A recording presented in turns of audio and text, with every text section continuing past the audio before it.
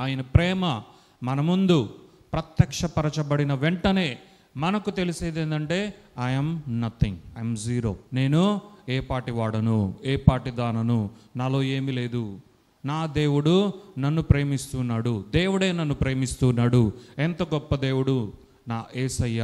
యేసయ్య, నా యేసయ్య అనేంతగా నాకు అయిపోయాడు, నా యేసయ్య అనేంతగా నాకు దగ్గరగా అయిపోయాడు. హల్లెలూయా. అలాగున మనం ప్రేమతో యేసు, యేసయ్య నా రక్షకుడా, నా విమోచకుడా అని మనం పలికేంతగా ఆ ప్రేమలో పడ్డాము, ఆ ప్రేమలో మునిగిపోయాము, ఆ ప్రేమతో నింపబడ్డాము.